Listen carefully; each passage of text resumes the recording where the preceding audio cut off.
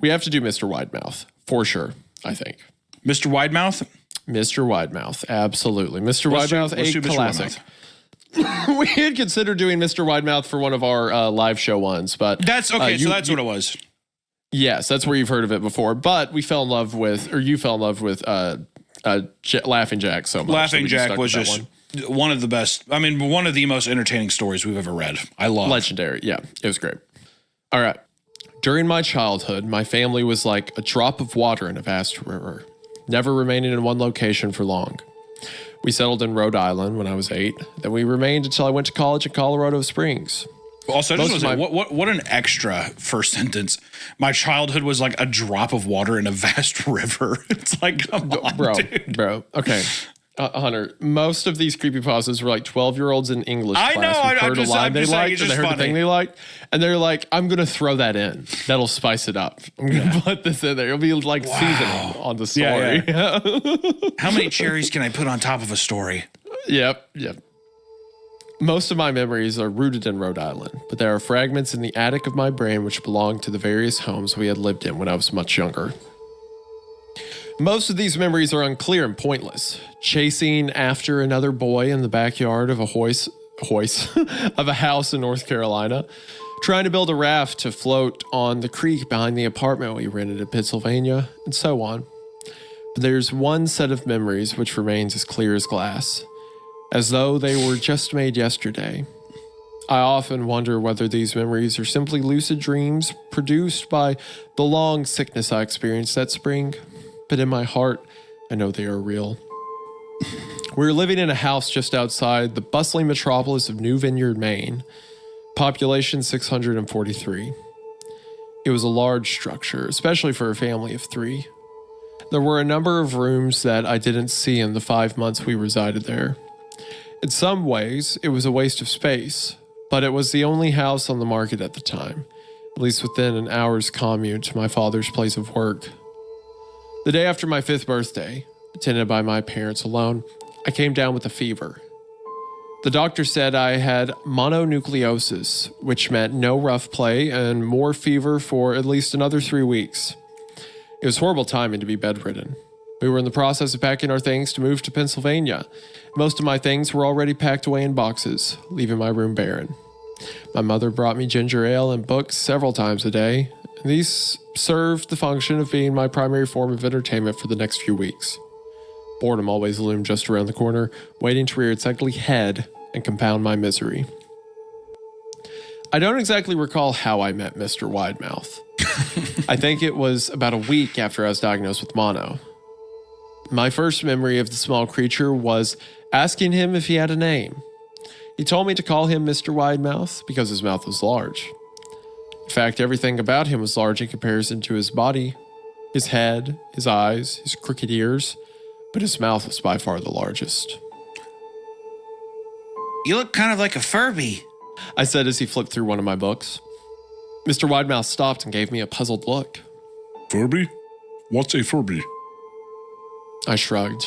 You know, the toy, the little robot with the big ears. You can pet and feed them, almost like a real pet. Oh. Mr. Widemouth resumed his activity. You don't need one of those. They aren't the same as having a real friend. I remember Mr. Widemouth disappearing every time my mother stopped by to check in on me. I lay under your bed. I don't want your parents to see me because I'm afraid they won't let us play anymore. We didn't do much during those first few days. Mr. Widemouth just looked at my books, fascinated by the stories and pictures they contained. 3rd or 4th morning after I met him, he greeted me with a large smile on his face. I have a new game we can play. We have to wait until after your mother comes to check on you, because she can't see us play it. It's a secret game. Man, these stories would be terrified if they were just about, like, pedophiles. That is 99% of them, honestly. Yeah. If it was just about like a man who's like, you won't have to tell your mommy anything. Terrifying. But it's always like, the game is we have to eat a cat or something. Yeah, like we have to like, kill your sister. Yeah. That doesn't really seem like a game to me, if I'm being honest. No, seriously, just take this hammer and hit her in the head 5 times. It'll be fun. Wow, I'm scared. This is crazy. It's like a gang initiation. It's like, okay. After my mother delivered more books and soda at the usual time, Mr. Widemouth slipped out from under the bed and tugged my hand. We have to go to the room at the end of this hallway, He said. I objected at first, as my parents had forbidden me to leave my bed without their permission. Mr. Widemouth persisted until I gave in. I really don't think I should go. Sorry. No, seriously, come on. Are you sure about this, sir? I really don't think that I should. I'm pretty sick, actually. No, seriously, I have something super funny to tell you down here. Come here. The room in question had no furniture or wallpaper. Its only distinguishing feature was a window opposite the doorway. Mr. Widemouth darted across the room and gave the window a firm push, flinging it open. He then beckoned me to look out at the ground below. We were on the second story of the house, but it was on a hill, and from this angle, the drop was farther than 2 stories due to the incline. I like to play pretend up here. I pretend that there's a big soft trampoline below this window, and I jump. If you pretend hard enough, you bounce back up like a feather. I want you to try. You should totally kill yourself. I don't think I'm gonna. I don't think it's a good idea. No, you should totally just jump out this window and kill yourself.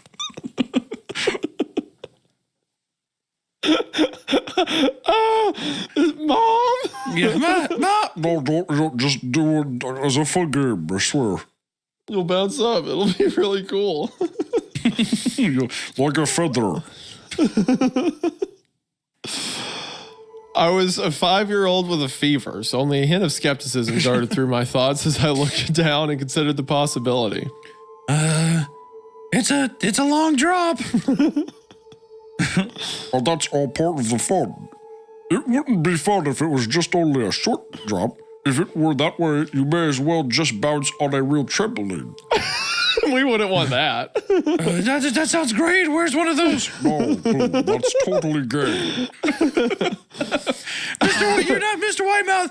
You can't say that stuff. Seriously, you're gonna get yourself in trouble. That's pretty homophobic. Yes, that's actually pretty insensitive. I wish you wouldn't say it. No, I'm just saying that it's totally gay.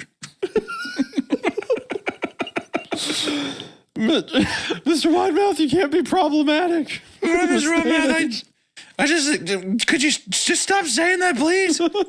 Just stop being gay and just jump out this window. I'm 5. I'm 5 years old. I have a fever. And that seems kind of harsh to tell me. Do you feel like you're bullying me? I think I'm being pressured into this. The DARE program, Tom, I'm not going to do it. I toyed with the idea of picturing myself falling through thin air only to bounce back to the window on something unseen by human eyes. But the realist in me prevailed. Maybe some other time. I don't know if I have enough imagination. I could get hurt. Mr. Widemouth's face contorted into a snarl, but only for a moment. Anger gave way to disappointment. If you say so. He spent the rest of the day under my bed, quiet as a mouse. The following morning, Mr. Widemouth arrived holding a small box. I want to teach you how to juggle. Here are some things you could use to practice before I start giving you lessons. I looked in the box. It was full of knives. My parents will kill me. I don't think I can.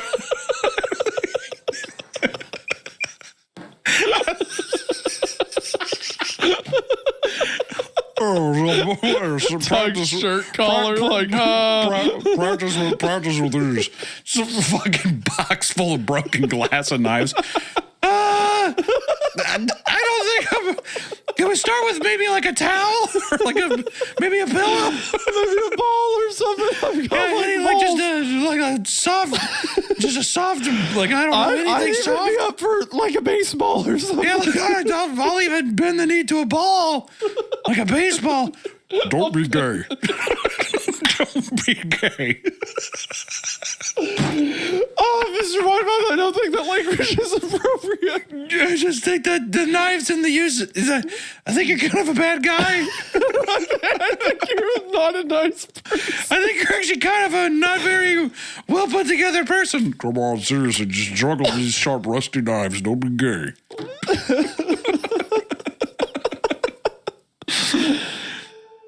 I shouted, horrified that Mr. Widemouth had brought knives into my room, objects that my parents would never allow me to touch. I'll be spanked and grounded for a year. Mr. Widemouth frowned.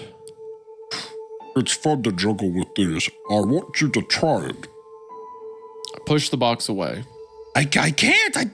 I'll get in trouble. I mean, knives aren't safe to just throw in the air. Mr. Widemouth's frown deepened into a scowl. He took the box of knives and slid under my bed, remaining there the rest of the day. I began to wonder how often he was under me. You know what, fine. You are unappreciative. I mean, I'm so sorry. I can't do it. This is kind of weird. Fuck you. You know what? I get it. Okay? Yeah. Tell me. You're not fine, whatever. You're just not cool, I guess. You're just totally not cool. I'm sorry, man. I'm fucking scared. You're scaring me. This is a lot. You know who's also... Yeah, it's like, fuck's sakes, I can't fucking juggle knives, man. You're freaking me out. No, whatever. I'll just chill under here. Well, let me come with you. No, you just stay up there. No, okay. All right, well, I'm sorry. Jeez, dude, gosh. I mean, I can't fucking jump out a window. I'm fucking sick. Fuck. Oh, gosh. I started having trouble sleeping after that. Mr. Widemouth often woke me up at night, saying he put a real trampoline under the window, a big one that I couldn't see in the dark. I always declined and tried to go back to sleep, but Mr. Widemouth persisted. Sometimes he stayed by my side until early in the morning, encouraging me to jump. He wasn't so fun to play with anymore. My mother came to me one morning, told me I had her permission to walk around outside. She thought the fresh air would be good for me, especially after being confined to my room for so long. Ecstatic, I put on my sneakers and trotted out to the back porch, yearning for the feeling of sun on my face. Mr. Widemouth was waiting for me. I have something I want you to see. He said. I must have given him a weird look because he then said, You're safe, I promise. God. I followed him to the beginning of a deer trail which ran through the woods beyond the house. This is an important path. I've had a lot of friends about your age. When they were ready, I took them down to this path, to a special place. You aren't ready yet, but one day, I hope to take you there. I returned to the playhouse, wondering what kind of place lay beyond that trail. 2 weeks after I met Mr. Widemouth, the last load of our things had been packed into a movie truck. I would be in the cab of that truck, sitting next to my father for the long drive to Pennsylvania. I considered telling Mr. Widemouth that I would be leaving, but even at 5 years old, I was beginning to suspect that perhaps the creature's intentions were not to my benefit, despite what he said otherwise. For this reason, I decided to keep my departure a secret. My father and I were in the truck at 4 a.m. He was hoping to make it to Pennsylvania by lunchtime tomorrow with the help of an endless supply of coffee and 6-pack of energy drinks. He seemed more like a man... Oh, wait, I thought he was going to say beer. I was like, holy shit.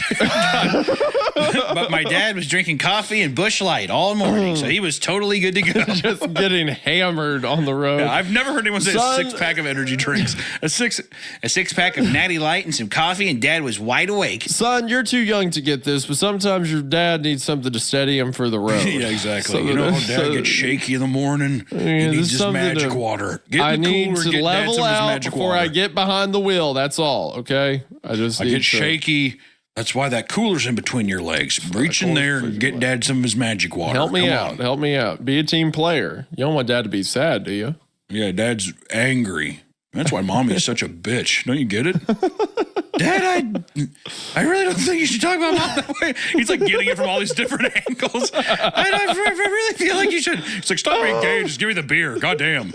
Okay, first of all, God, what the fuck is wrong with me? What have I done to upset so many people? when Mr. Widemouth said it, I mean, you know, he lives in this house. Maybe He's like, he what the doesn't understand the connotation, but you definitely know better. Yeah, you're 48 years old. I'm almost not to make allegations, but I'm almost positive Uncle Rodney would fall into that category. Yeah. And I think you would know better than to use harsh verbiage that would hurt him. I'm making a lot of mature decisions for my age, and I don't like it. I'm 5 years old. I feel like I just want to be a kid. Can I just read my comic book or something? Can I not? Why am I in this? I'm in two different predicaments. I'm really vicarious on either side. Anyway. He seemed more like a man who was about to run a marathon rather than one who was about to spend 2 days sitting still. Early enough for you? He asked. I nodded and placed my head against the window, hoping for some sleep before the sun came up. I felt my father's hand on my shoulder. This is the last move, son. I promise. I know it's hard for you, as sick as you've been. Once Daddy gets promoted, we can settle down and you can make some friends. I opened my eyes as we backed out of the driveway. Saw Mr. Widemouth's silhouette in my bedroom window. He stood motionless until the truck was about to turn onto the main road. Gave a pitiful little wave goodbye, steak knife in hand.